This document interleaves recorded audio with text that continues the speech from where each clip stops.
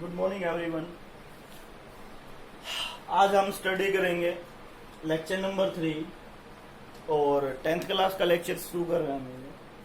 आपकी यूनिट चली थी magnetic effect of electric current. हम आज स्टडी करेंगे फ्लेमिंग लेफ्ट हैंड रूल कि फ्लेमिंग एक जो साइंटिस्ट थे उन्होंने लेफ्ट हैंड रूल दिया था, this is your left hand. ठीक है, लेफ्ट हैंड रूल क्या वो बताऊंगा। आपने पढ़ा होगा फ्लेमिंग या फिर थंब रूल पढ़ा होगा, बताया था thumb rule, right thumb rule. ठीक है, ये डायरेक्शन ऑफ करंट, ये डायरेक्शन ऑफ मैग्नेटिक फील्ड। ठीक है, मैंने फैन के एग्जांपल दिया होगा आप लोगों को।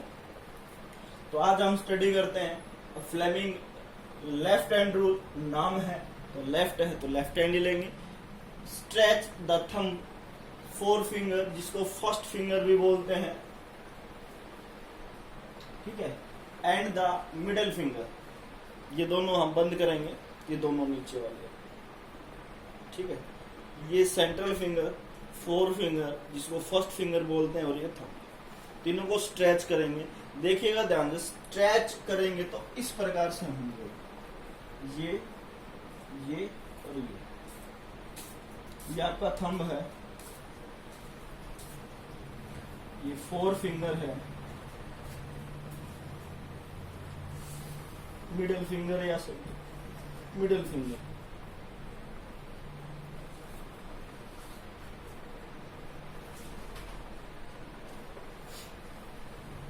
ठीक है। अब देखिएगा, अब जब हम इनको स्ट्रेच करते हैं तो ये देखिएगा जो थंब है, ये जो थंब है ये इस फोर फिंगर के ऊपर परपेंडिकुलर है ना। देखो 90 डिग्री एंगल बना रहा है, इस प्रकार से है ना, ये इस प्रकार से ही तो है, ठीक है ना।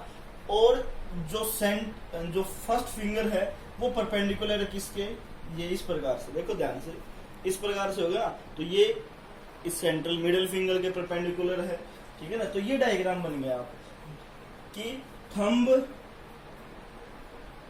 परपेंडिकुलर है फोर फिंगर के और four finger perpendicular middle finger के। तो इसका कहने का मतलब जो थंब है और जो सेंट्रल फिंगर है, जो मिडिल फिंगर है, वो भी क्या होंगी, परपेंडिकुलर होंगी या नहीं होंगी, बिल्कुल होंगी। आप एक मैथमेटिक्स में टर्म करते थे कि ए बराबर है बी, बी बराबर है सी, तो देन सी बराबर है ए या ए बराबर है सी, ठीक है ना। तो उसी प्रकार if the stretch thumb, central finger, four finger and middle finger of your left hand such they are mutually perpendicular। mutually perpendicular का मीनिंग यही है कि तीनों उंगलियां या जो आपका रूल है ये एक दूसरे के ऊपर परपेंडिकुलर होगा। क्या होगा, परपेंडिकुलर होगा। If point in the direction of magnetic field, कि जो फर्स्ट फिंगर है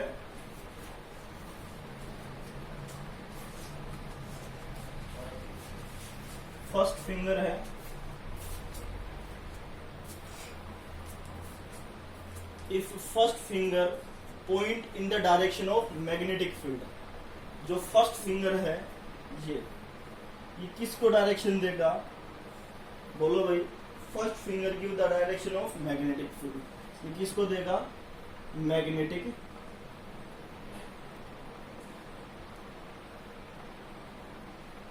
फील्ड बी को।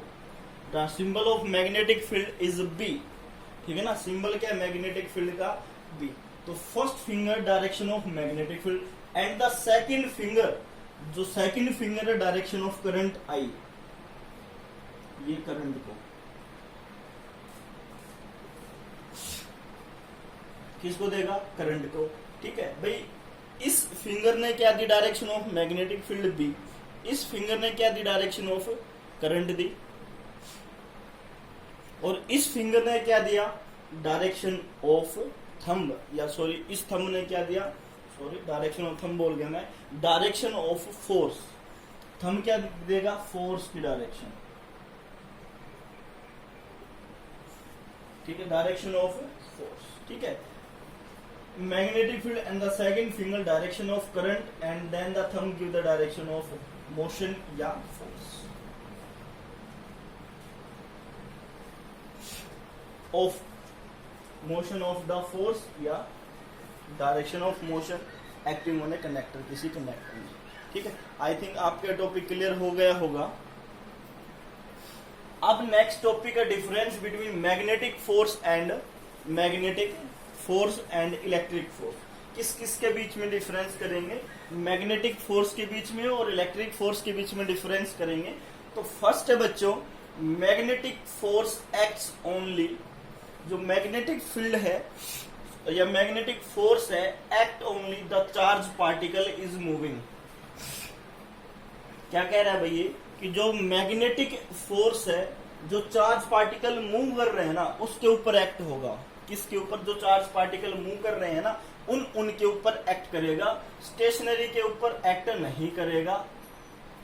ये साफ मना कर रहे हैं। लेकिन जो इलेक्ट्रिक फोर्स है वो चार्ज पार्टिकल के ऊपर करेगा ही। देखो, electric force always acts whether charge particle is moving. क्या कह रहा था भाई, मैं दोबारा से देखो, मैग्नेटिक फोर्स एक्ट करेगा किसके ऊपर? चार्ज पार्टिकल के ऊपर, मूविंग चार्ज पार्टिकल के ऊपर, स्टेशनरी के ऊपर नहीं करेगा। whereas electric force always acts whether the charge particle is moving और इट इज स्टेशनरी, दोनों पे करेगा वो। ठीक है, चार्ज पार्टिकल मूव कर उसके भी और स्टेशनरी है उसके ऊपर भी। सेकेंड कंडीशन क्या कह रहा है कि मैग्नेटिक फील्ड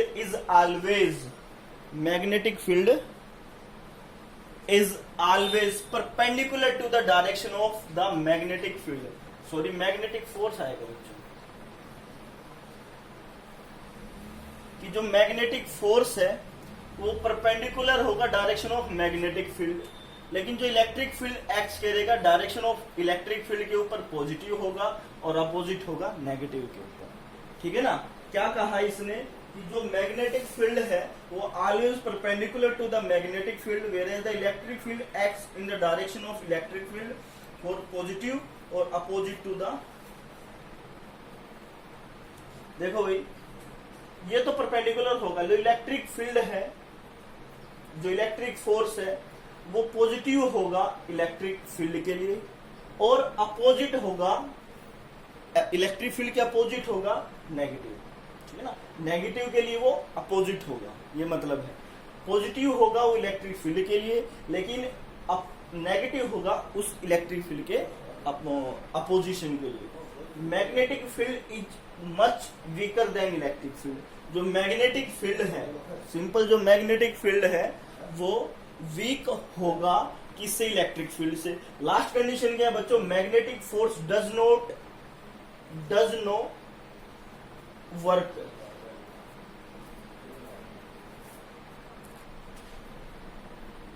क्या कह रहा है कि जो, सॉरी बच्चों, नो लिख दिया था, होना आएगा magnetic force does on work on the charge on the particle. कि जो मैग्नेटिक फील्ड है वो वर्क करेगा किसी चार्ज पार्टिकल के ऊपर, but electric force does work on displacing charge particle. Means भाई मैग्नेटिक फील्ड वालों ने क्या कहा, वो वर्क तो करेगा लेकिन किसी पार्टिकल के ऊपर। लेकिन वो क्या कह रहा है कि जो इलेक्ट्रिक फील्ड है,